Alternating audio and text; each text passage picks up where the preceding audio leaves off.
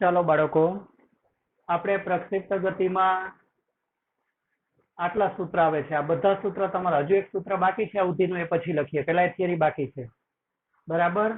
ચાલો, પ્રક્ષિપ્ત ગતિમાં આપણે ટોટલ 3 થિયરી જોઈ. પહેલી થિયરી પ્રક્ષિપ્ત ગતિની વ્યાખ્યા આપી, તેના પ્રારંભિક, બરાબર. ચાલો, પ્રક્ષિપ્ત ગતિની વ્યાખ્યા આપી, તેના યામના સૂત્ર લખી અને ટી સમયે વેગના ઘટકો મેળવો. પછી બીજી થિયરી હતી, દર્શાવો કે પ્રક્ષિપ્ત ગતિનો ગતિપથ પર્વલયાકાર હોય છે, બરાબર. એ સૂત્ર બાકી છે, આપણે લખી દઈએ. ચલો, પ્રક્ષિપ્ત પદાર્થનો ગતિપથ, પ્રક્ષિપ્ત પદાર્થનો ગતિપથ. તો આપણે ત્યાં સાબિત કર્યું હતું કે કેવો આકાર હોય છે? પર્વલયાકાર.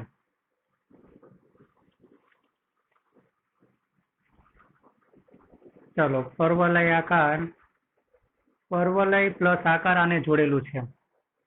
તો એનું સૂત્ર આપણને શું મળેલું હતું? યાદ કરવો જોઈએ. ચાલો, આનું સૂત્ર આપણને મળેલું હતું y બરાબર tan θ 0 x માઇનસ, ચાલો, g/2 v0 square cos square θ 0 અને ઇન્ટુ x સ્ક્વેર, બરાબર. એટલે પહેલી થિયરી તમારી હતી પ્રક્ષિપ્ત ગતિની વ્યાખ્યા આપી, તેના ટી સમયના યામ અને વેગના ઘટકો મેળવો. પછી બીજી થિયરી હતી સાબિત કરો કે પ્રક્ષિપ્ત પદાર્થનો ગતિપથ પર્વલય આકારનો હોય છે. ત્યાર પછી તમારી ત્રીજી થિયરી હતી મહત્તમ ઊંચાઈ પહોંચવા માટે લાગતો સમય, ઉડ્ડયનનો કુલ સમય અને પ્રક્ષિપ્ત પદાર્થે પ્રાપ્ત કરેલ મહત્તમ ઊંચાઈના સૂત્ર તારવો. અને હવે આ ટોપિકમાં છેલ્લી થિયરી, આ પણ અગત્યની. ચાલો, છેલ્લી અને અગત્યની થિયરી, બરાબર. ચોથો ક્રમ આપી દઈએ. ચાલો, અવધિની વ્યાખ્યા આપી, અવધિની વ્યાખ્યા આપી, તેનું સૂત્ર તારવો, તેનું સૂત્ર તારવો. અને મહત્તમ અવધિનું પણ સૂત્ર તારવો. ચાલો, આમ જ લખી દઈએ. મહત્તમ અવધિ. હવે અવધિને અંગ્રેજીમાં કહેવાય રેન્જ. આ જે અવધિ છે એને શું કહેવાય? રેન્જ. એટલે એનો સંકેત આર. અને મહત્તમ અવધિ, ચાલો, અવધિ માટે, રેન્જ માટે આર અને મહત્તમ માટે મેક્સિમમ, એટલે આર મેક્સિમમ નું સૂત્ર પણ તારવો. મહત્તમ અવધિનું સૂત્ર પણ તારવો. અલગ અલગ પૂછે તો અલગ અલગ લખવાનું. ચાલો, આ ટોપિકમાં આ છેલ્લી થિયરી. અને આ ટોપિક 11th અને 12th ના પોઈન્ટ ઓફ વ્યૂ થી ઘણો જ અગત્યનો છે. પરીક્ષામાં પૂછવા માટે પણ ખૂબ જ અગત્યનો. અને આ ટોપિકની આપણને આગળ જતા ઘણી જગ્યાએ જરૂર પડશે. ચાલો, અવધિ કોને કહેવાય તે આપણે સમજીએ, બરાબર. આકૃતિ આપણને ખબર છે. ચાલો, આકૃતિ આપણને દોરતા આવડે છે. ધારો કે આ x, આ વાયમ, અને પદાર્થને આ જગ્યાએથી પ્રક્ષિપ્ત કરેલો છે, એટલે એનો ગતિપથ કેવો હશે? પર્વલયાકાર, બરાબર. આને શું કહેવાય? પ્રક્ષિપ્ત કોણ કહેવાય. આ પ્રક્ષિપ્ત કોણ કહેવાય. અને આ જગ્યાએથી પદાર્થ તમારા હાથમાંથી જેટલા વેગથી છૂટ્યો હશે તે તેનો પ્રારંભિક વેગ કહેવાય. અને અન્ય કોઈ પણ જગ્યાએ વેગ હોય તે v કહેવાશે. અને પ્રક્ષિપ્ત ગતિ એ કઈ બે ગતિઓનો સમન્વય છે? સમક્ષિતિ દિશામાં અચળ વેગ, એ આપણે ત્યારે સમજાયું હતું. અને ઉર્ધ્વ દિશા કહેશો તો ચાલે, શિરોલંબ દિશા કહેશો તો ચાલે. એમાં અચળ પ્રવેગી, આ બે ગતિઓનો સમન્વય છે. ચાલો, હવે અવધિ કોને કહેવાય? તો પ્રક્ષિપ્ત ગતિ આપણને ખબર છે. પ્રક્ષિપ્ત ગતિમાં આપણને ખબર છે, ધારો કે અહીંયાથી કોઈ એક ફૂટબોલ પડેલો છે, એને પગેથી કિક મારીએ છીએ અને તે ફૂટબોલ ઉછળીને અહીંયા પડે છે, બરાબર. તો અહીંથી ઉછળીને અહીંયા પડે છે, તો આ જમીન પર કાપેલું સીધું અંતર છે ને, જે જગ્યાએથી ઉછળવાની શરૂઆત કરી હોય અને જે જગ્યાએ પડે, ચાલો સમક્ષિતિ દિશામાં કાપેલા આ સીધા અંતરને એની અવધિ કહેવાય. શું કહેવાય? અવધિ. ચાલો, એટલે આપણને ખબર છે કે આ જે છે ને, આ આપણને ખબર છે કે આને મહત્તમ ઊંચાઈ કહેવાય. આ પીક, આ મહત્તમ ઊંચાઈ કહેવાય. અને આ બિંદુએથી પદાર્થને પ્રક્ષિપ્ત કરેલો હતો અને અહીંયા જઈને પડે છે, તો આ જે અંતર છે ને, આ અંતર એને અવધિ આર કહેવાય. આ અંતરને શું કહેવાય? અવધિ આર કહેવાય. હવે અવધિની વ્યાખ્યામાં તમારે શું કરવાનું છે? યામ જ લઈ લેવાના, યામ. ચાલો, આના યામ કેટલા? યામ x0 0 ઉગમ બિંદુથી શરૂઆત હતી અને y0 0. ચાલો, આના યામ લઈએ તો x યામ એટલે આ અહીંથી આ અંતરને મેં આર કીધું છે, એટલે x યામ તમારા આર થાય. અને ઊંચાઈ હમણાં રહેતી નથી, ઊંચાઈ હમણાં રહેતી નથી, તો y યામ કેટલા? 0. ચાલો, એટલે અવધિ કોને કહેવાય? ખ્યાલ આવે છે ને? અહીંથી આ સમક્ષિતિ દિશામાં કાપેલું અંતર, આને અવધિ કહેવાય. અને ઘણી વખત એવું પૂછે કે પદાર્થને જે જગ્યાએથી પ્રક્ષિપ્ત કરેલો હોય, બરાબર, તે જ સમતલમાં પહોંચે ત્યારે કાપેલું અંતર. એટલે તમે ધારો કે અહીંયાથી પદાર્થને પ્રક્ષિપ્ત કરેલો છે ને અહીંયા પડે છે, તો આ સમતલ થયું ને, આ સમતલ. ચાલો, તો આ સમક્ષિતિ દિશામાં કાપેલા અંતરને તેની શું કહેવાય? અવધિ. ચાલો, અવધિની વ્યાખ્યા શું લખશું? આની આપણે વ્યાખ્યા લખીએ.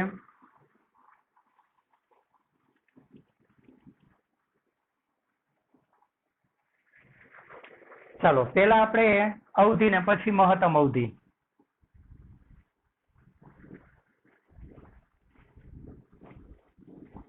અવધિ એની વ્યાખ્યા. ચાલો, વ્યાખ્યા તો આકૃતિ જોઈને આવડી જવું જોઈએ. પ્રક્ષિપ્ત પદાર્થે તેની પ્રારંભિક સ્થિતિમાંથી, ચાલો, પ્રક્ષિપ્ત પદાર્થે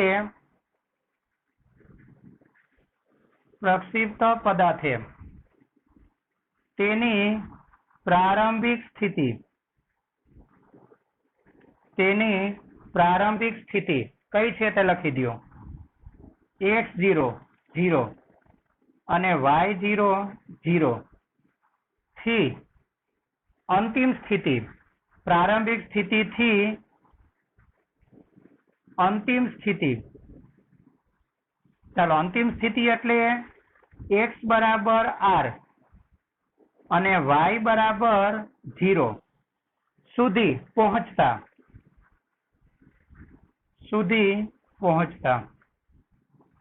ચાલો, કઈ દિશામાં કાપેલું અંતર કહેવાય? કઈ દિશામાં કાપેલું અંતર? સમક્ષિતિ દિશામાં. આ સમક્ષિતિ દિશામાં આ જે અંતર છે ને, સમક્ષિતિ દિશામાં કાપેલું કહેવાય. અને મહત્તમ ઊંચાઈનું અંતર છે ને, ઉર્ધ્વ કે શિરોલંબ દિશામાં કહેવાય. ચાલો, તો પ્રક્ષિપ્ત પદાર્થે તેની પ્રારંભિક સ્થિતિમાંથી અંતિમ સ્થિતિ સુધી પહોંચતા સમક્ષિતિ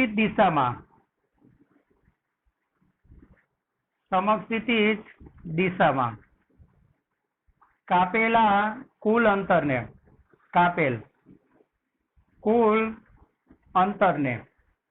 તે પદાર્થની અવધિ કહે છે. અવધિ માટે સંકેત કયો? R, range. ચાલો, અવધિની આ વ્યાખ્યા. હવે આપણને ખબર છે કે પદાર્થ, ધારો કે તમે પદાર્થને અહીંથી પ્રક્ષિપ્ત કરો છો અને ઉગમ બિંદુ પાસેથી θ0 કોણે અને કેટલા પ્રારંભિક વેગથી v0, બરાબર, અહીંથી પ્રક્ષિપ્ત કરો છો ને અહીં જઈને પડે છે, તો આ સમક્ષિતિ દિશામાં કાપેલા અંતરને અવધિ કહેવાય. આ અવધિ જેટલું અંતર કાપવા માટે એને કેટલો સમય લાગે છે એવો કહેવાય. કારણ કે જે જગ્યાએ પડે તે અંતરમાં પડે ને, અને આ જગ્યાએ પડે તો અહીંથી અહીં પહોંચવા માટે લાગતો સમય કેટલો કહેવાય? તમારો TF. ચાલો, તો અવધિ જેટલું અંતર કેટલા સમયમાં કાપે છે? TF સમયમાં. તો પદાર્થ અવધિ આર જેટલું અંતર ટી એફ સમયમાં કાપશે. આ પ્રક્ષિપ્ત પદાર્થ છે એ અવધિ આર જેટલું અંતર ટીએફ સમયમાં કાપશે. ચાલો હવે તમારે સૂત્ર લેવાનું છે. સૂત્ર કયું પસંદ કરવાનું? તો આર કોની જગ્યાએ મૂકશો? એક્સ ને. તો એક્સિયામ વાળું સૂત્ર લઈ લો. ચાલો હા, ટી સમયે પદાર્થના એક્સિયામ.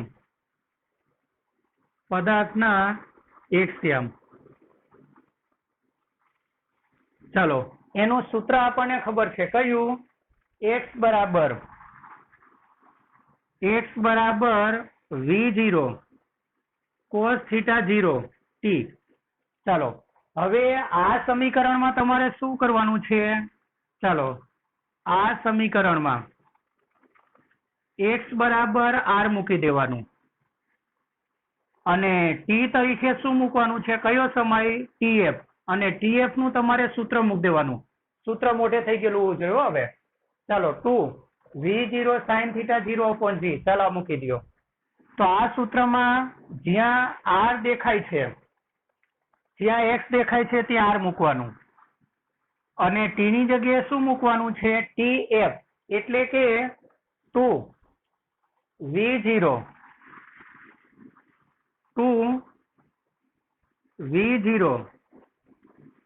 sin θ 0 upon g. ચાલો આ મૂકવાનું છે. તો તમારું સૂત્રનું સ્વરૂપ શું આવશે? ઉપર કિંમત મૂકો. માટે x ની જગ્યાએ r અને એને શું કહેવાશે? અવધિ. ચાલો અવધિ r બરાબર V0 cos θ 0 અને t ની જગ્યાએ શું લખશું? 2 V0 sin θ 0 upon g. ચાલો થશે આટલું. હવે આપણને એક વસ્તુ ખબર છે કે 2 પેલા તો જુઓ V0 એટલે V0 સ્ક્વેર અને 2 sin θ ઇન્ટુ cos θ તો sin 2θ. મેં તમને આગળ સૂત્ર લખાવેલા છે એટલે એ પદને ભેગા કરો. ચાલો એટલે V0 એટલે V0 સ્ક્વેર, બાકી કાઉન્સમાં શું ભેગું કરો? 2 sin θ 0 sin θ 0 ઇન્ટુ cos θ 0 અને બાકી છેદમાં શું રહી જશે? જી. ચાલો થશે આટલું. માટે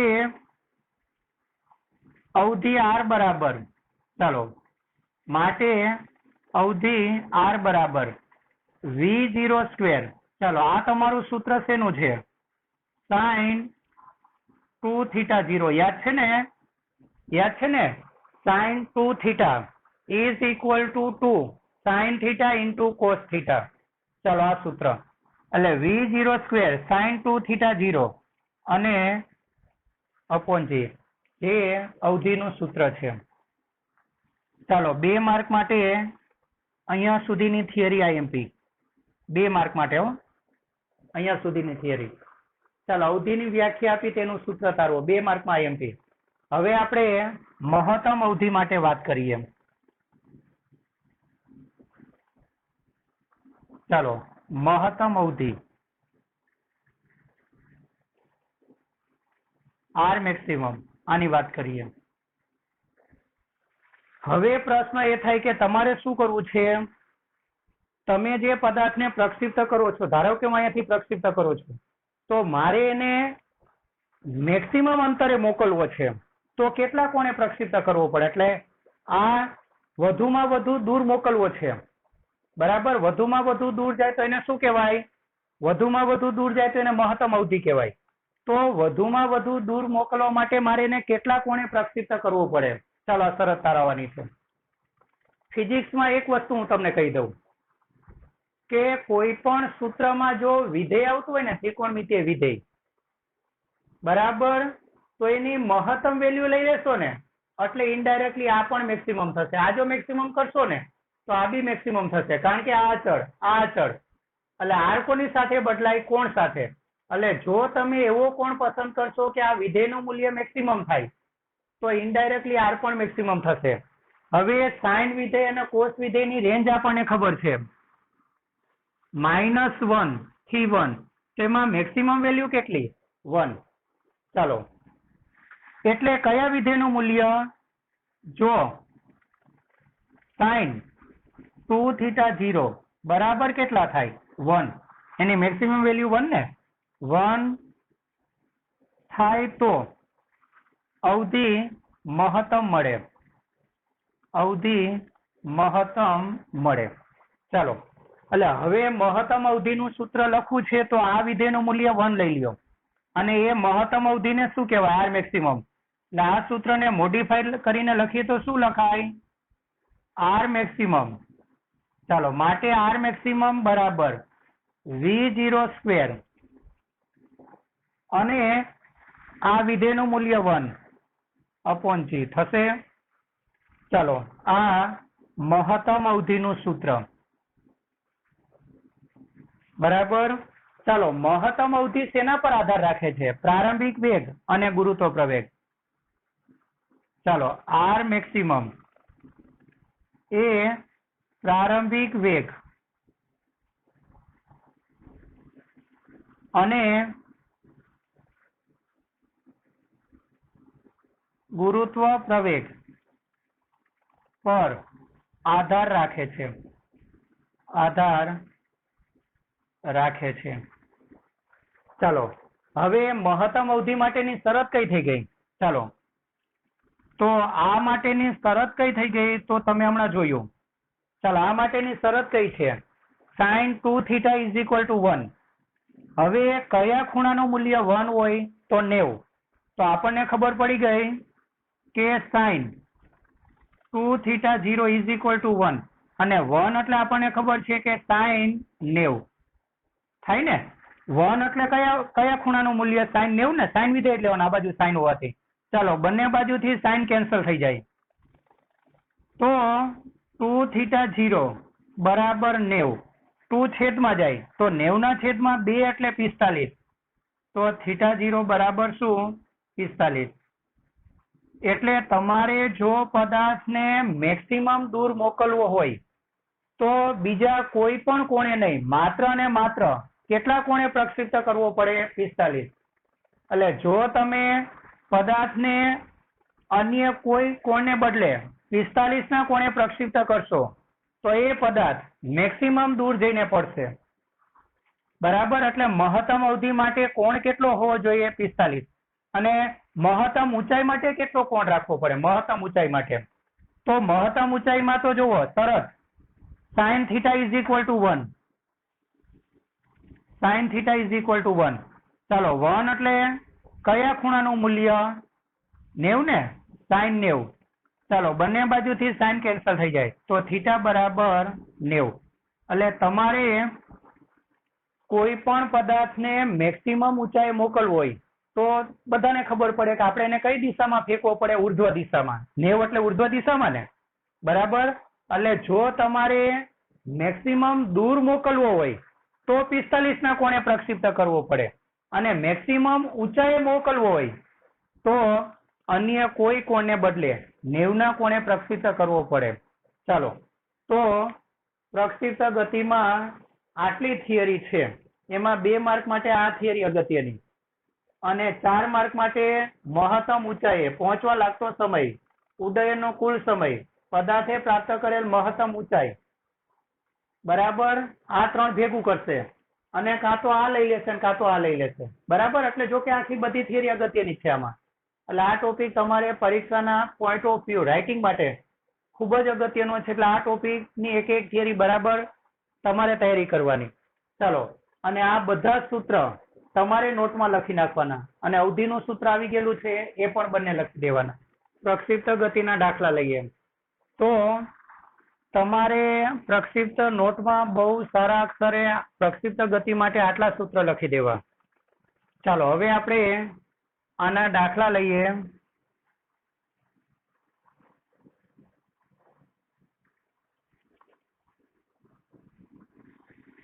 ચાલો, ઉદાહરણ નંબર 4.7, 8 અને 9 ત્રણેય આના દાખલા છે. પહેલા આપણે લઈએ ઉદાહરણ 4.9 ચાલો પછી આપણે સૂત્ર સાફ કરી નાખશું, એક બે દાખલા માટે રાખીએ, બરાબર. સમક્ષિતિ સાથે 30 અંશના ખૂણે એક ક્રિકેટ બોલને 28 મીટર પર સેકન્ડના વેગથી ફેંકવામાં આવે છે. સમક્ષિતિ સાથે જેટલા કોણેથી ફેંકો તે તમારો શું કહેવાય? પ્રારંભિક વેગ કહેવાય. એટલે અહીં V0 બરાબર કેટલા? 30 નો કોણ છે ને કેટલા વેગથી ફેંકવામાં આવે છે? 28 મીટર પર સેકન્ડ. ચાલો પ્રારંભિક કોણ એને θ0 કહેશો તોય ચાલે, થીટા લઈ લેશો તોય ચાલે. થિયરીમાં ભલે θ0 લીધું, અહીંયા થીટા લીધું હોય તો અહીંયા થીટા લેવાનું બધા સૂત્રમાં.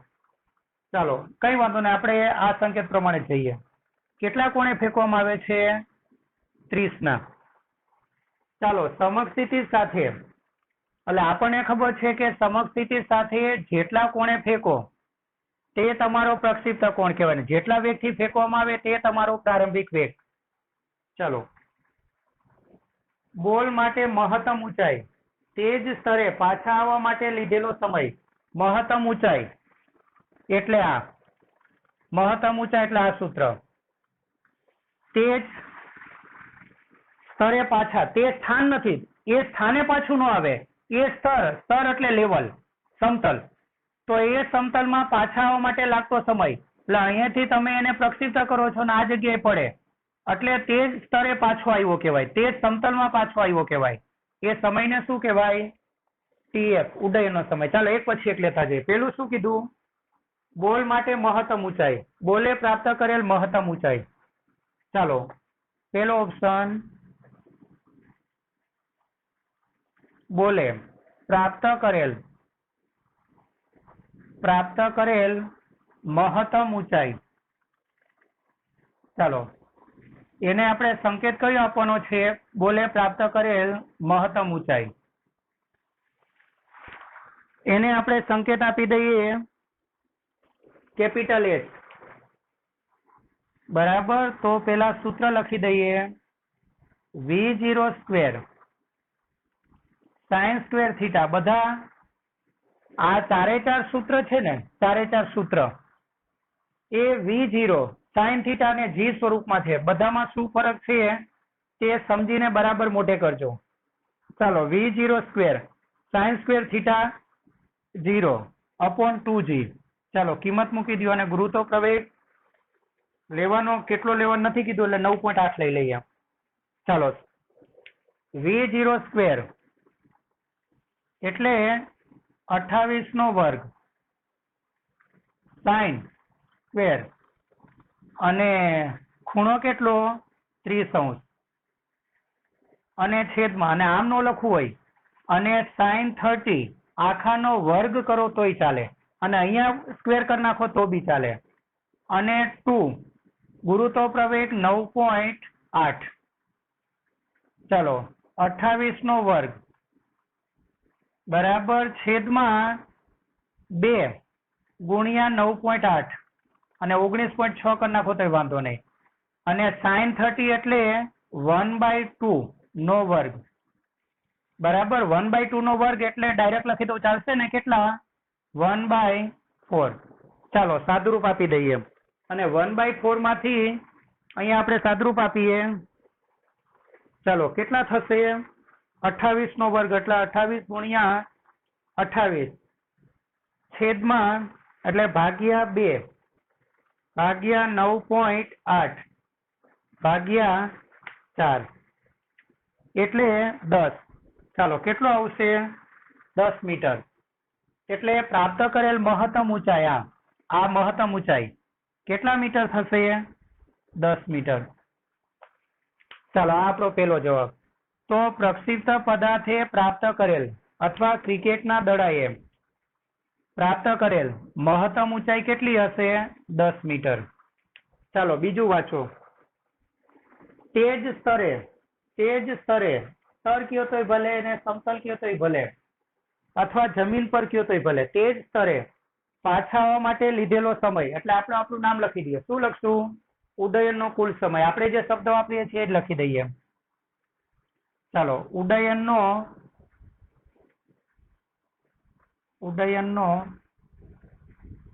કુલ સમય, ચાલો એ સમયને આપણે શું કહેવાનું છે? TF.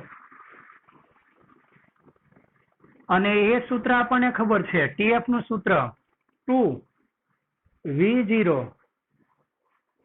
sin θ0 upon G. આ સૂત્ર મોઢે કરજો, 2V0 sin θ0 upon G. ચાલો બધી કિંમત મૂકીએ.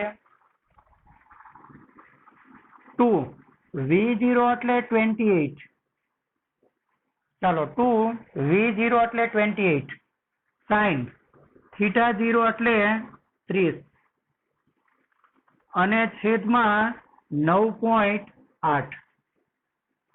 ચાલો સાદરૂપ પેલા આપણે આની કિંમત મૂકી દઈએ, 2 ગુણ્યા 28 અને છેદમાં 9.8 અને sin 30 એટલે 1/2. ચાલો આ 2 2 કેન્સલ થાય એટલે તમારો જવાબ આવશે 28 ભાગ્યા 9.8 એટલે 2.857 એટલે 2.86 કરજો રાઉન્ડ ઓફ કરીને,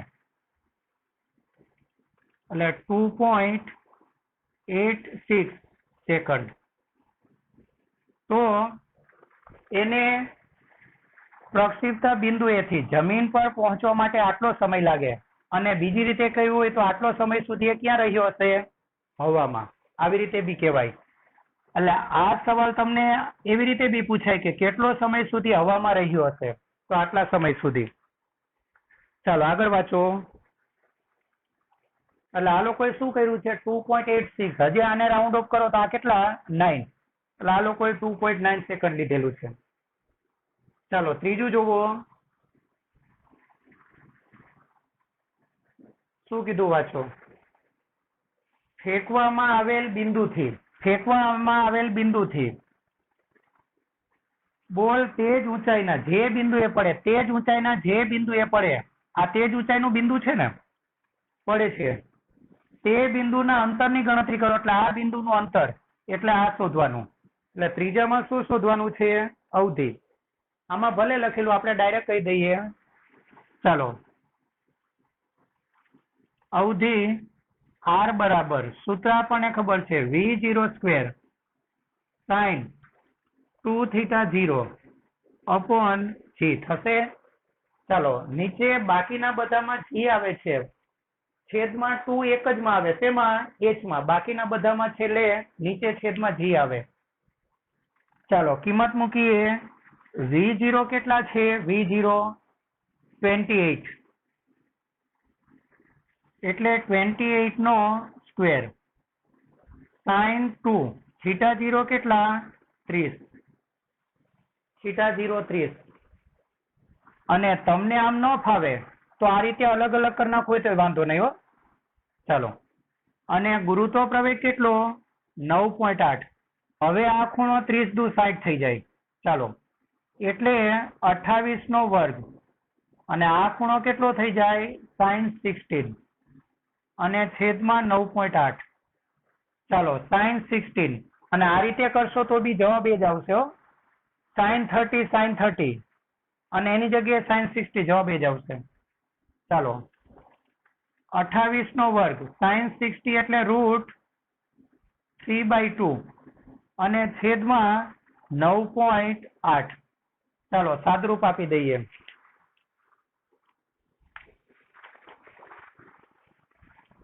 √3 ગુણ્યા 28 ભાગ્યા 9.8 ભાગ્યા 2 એટલે તમારો જવાબ આવે 69.28. 28 નું 3 કરી નાખો ને. ચાલો 69.3 અને એકમ કયો? મીટર, કારણ કે આ મીટર પર સેકન્ડમાં છે. એટલે એ જમીન પર કેટલો દૂર જઈને પડશે? તો 69.3 મીટર દૂર જઈને પડશે. ચાલો આપણી બુકમાં રાઉન્ડ ઓફ કરીને 69 લીધેલું છે. આ દાખલો આ રીતે થાય. ચાલો હવે આ ટોપિકનો એક બીજો દાખલો, બરાબર. આ દાખલો કરાવ્યા પછીના દાખલામાં આપણે આ બધું સાફ કરી નાખશું, એટલે ત્યાં સુધીમાં બરાબર સૂત્ર મોઢે થઈ ગયેલા હોવા જોઈએ. ચાલો શું કીધું વાંચો જોઈ. સ્વાધ્યાયનો દાખલા નંબર 4.16.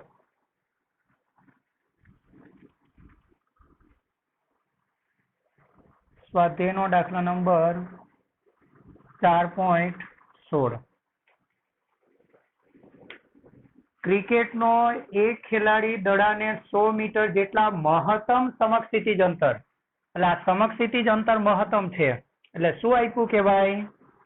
આર મેક્સિમમ આપ્યું કહેવાય. એટલે હવે જ્યારે બી મહત્તમ સમક્ષિતિજ અંતર કીધું હોય એટલે મહત્તમ અવધિ યાદ રાખજો. ચાલો કેટલા, એટલે વધુમાં વધુ દૂર કેટલો મોકલી શકે છે? 100 મીટર. ચાલો ફરી એક વાંચો, ફરી એકવાર આ રકમ વાંચો. ક્રિકેટનો કોઈ ખેલાડી દડાને 100 મીટર જેટલા મહત્તમ સમક્ષિતિજ અંતર સુધી ફેંકી શકે છે. એટલે આ ખેલાડી દડાને મહત્તમ 100 મીટર અંતર સુધી ફેંકી શકે છે અને એને વધુમાં વધુ દૂર ફેંકવું હોય તો દેખીતી વાત છે કે કેટલા કોણે ફેંકવો પડશે? તો 45 ના. આ ખેલાડી આ દડાને જમીનથી ઉપર તરફ કેટલી ઊંચાઈ સુધી ફેંકી શકે? એટલે એટલા જ વેગથી ફેંકવાનું. એટલે જેટલા વેગથી એ મહત્તમ સમક્ષિતિજ અંતર 100 મીટરે ફેંકી શકે એટલા જ વેગથી એને શું કરવાનું? એટલા જ વેગથી એને ઉપર ફેંકવાનો. તો કેટલી મહત્તમ ઊંચાઈ જશે? ચાલો એ શોધવાનું. બરાબર. ચાલો આપણે અવધિ માટેનું સૂત્ર લઈ લઈએ. અવધિ માટેનું સૂત્ર આપણને ખબર છે. ચાલો અવધિ આર બરાબર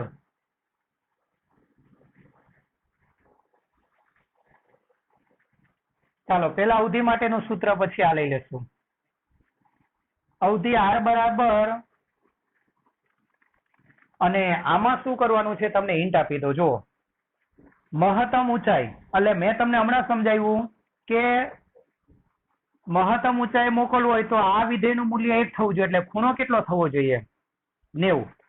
આમાં 90 થવો જોઈએ કારણ કે આમાં 2 નથી. આમાં 2 છે ને, 2 અવધિમાં આમાં 2 છે એટલે આ 45 થાય. એટલે આ 45 ગુણ્યા 2 એટલે આમાં બી 90 થાય, આમાં બી 90 થાય. પણ અહીંયા બાજુમાં 2 છે એટલે આ 45 થાય. અહીંયા બાજુમાં 2 નથી એટલે આ 2 વર્ગમાં છે, ગુણાકારમાં નથી. એટલે અહીંયા 90 થાય, અહીંયા 45. અને ઇનડાયરેક્ટલી જો તો 45 નું 90, અહીંયા બી 90 થાય. બરાબર. એટલે 90 ના કોણે મોકલવાનો? ચાલો એટલે આ વિધેય 1 થઈ જશે. તો તમને જરૂર શેની પડશે? V02 ને. તો V02 અહીંયાથી શોધવાનું. ચાલો એટલે તમારું આને તમે 1 લઈ લેશો વિધેયનું મૂલ્ય તો તમારું આ પદ રહેશે.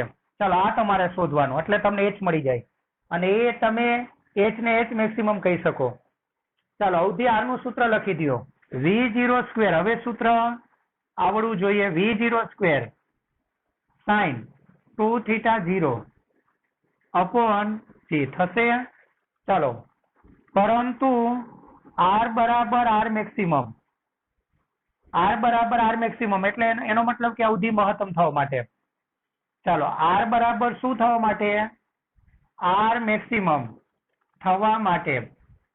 ચાલો અવધિ મહત્તમ થવા માટે આ જે વિધેય છે ને sin 2θ0 is equal to 1, એટલે કે θ0 કેટલું થવું જોઈએ? 45 થવું જોઈએ. આ સમજાયું ને કેવી રીતે થવું જોઈએ? ચાલો હવે ત્યાં ઉપર કિંમત મૂકી દો. માટે ઉપરના સૂત્ર પરથી તમારું પદ શું આવે? R maximum is equal to V02 upon g થશે. આ વિધેયનું મૂલ્ય 1 લઈ લીધું આપણે. ચાલો પણ આર મેક્સિમમ તમને આપેલું છે એટલે તમને આની કિંમત મળી જશે. ચાલો માટે આ 100 છે ને, 100 મીટર છે જુઓ. તો V02 upon g, અને ગુરુત્વ પ્રવેગની કિંમત બી એમને જ રહેવા દેજો કારણ કે અહીંયા બી જરૂરત છે ને આપણને. વળી તમે ત્યાં કિંમત મૂકો ને વળી પાછી અહીંયા ફરીથી મૂકવી એની જગ્યાએ પદ જ રહેવા દો. ચાલો આને તમે પરિણામ નંબર 1 આપશો. ચાલો હવે આપણે મહત્તમ ઊંચાઈ માટેનું સૂત્ર લઈ લઈએ. બરાબર. ચાલો મહત્તમ ઊંચાઈ માટેનું સૂત્ર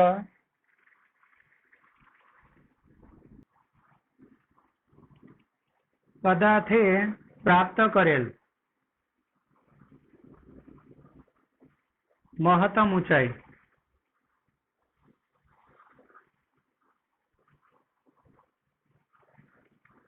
ચાલો આ મહત્તમ ઊંચાઈ એ ખરેખર જો આમાં તમે આ વિધેયનું મૂલ્ય 1 લીધું પછી મહત્તમ શબ્દ અપ્લાય થયો અને આમાં તો પહેલેથી જ મહત્તમ અપ્લાય છે. ચાલો એટલે મહત્તમ ઊંચાઈનું સૂત્ર કયું h બરાબર v0 સ્ક્વેર.